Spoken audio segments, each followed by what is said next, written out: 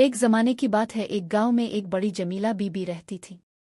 وہ بہت حکمت والی تھیں اور گاؤں کے لوگ ان سے بہت محبت کرتے تھے۔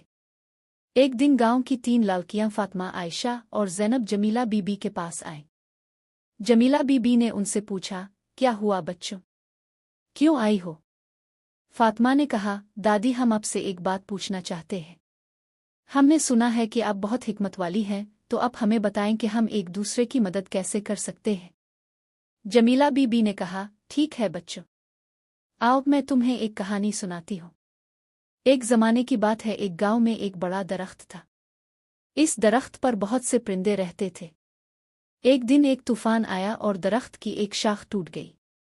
پرندے بہت پریشان ہو گئے۔ ایک پرندہ نے کہا، ہم کیا کریں؟ ہماری شاخ ٹوٹ گئی ہے۔ ایک دوسرے پرندے نے کہا، ہم ایک دوسرے کی مدد کریں گے۔ پرندوں نے ایک دوسرے کی مدد کی اور شاخ کو دوبارہ سے جوڑ دیا۔ وہ سب بہت خوش ہو گئے۔ جمیلہ بی نے کہا، بچوں، یہ کہانی تمہیں بتاتی ہے کہ ایک دوسرے کی مدد کرنا کتنا ضروری ہے۔ جب ہم ایک دوسرے کی مدد کرتے ہیں تو ہم مشکلات سے نجات پاتے ہیں۔ فاطمہ، عائشہ اور زینب، تم تینوں بہنیں ہو۔ تمہیں ایک دوسرے کی مدد کرنی چاہیے۔ جب تم ایک دوسرے کی مدد کرو گی تو تم سب بہت خوش رہو گی۔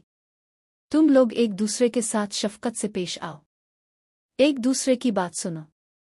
ایک دوسرے کی مدد کرو۔ ایک دوسرے کے ساتھ احترام سے بات کرو۔ بچوں، تم لوگ ایک دوسرے کی مدد کرو گی تو اللہ تم پر راضی ہوگا۔ تم سب بہت خوش رہو گی۔ جمیلہ بی نے ان تینوں لڑکیوں کو ایک دوسرے کی مدد کرنے کی تاکید کی۔ وہ تینوں بہت خوش ہوئیں اور جمیلہ بی کا شکریہ ادا کیا۔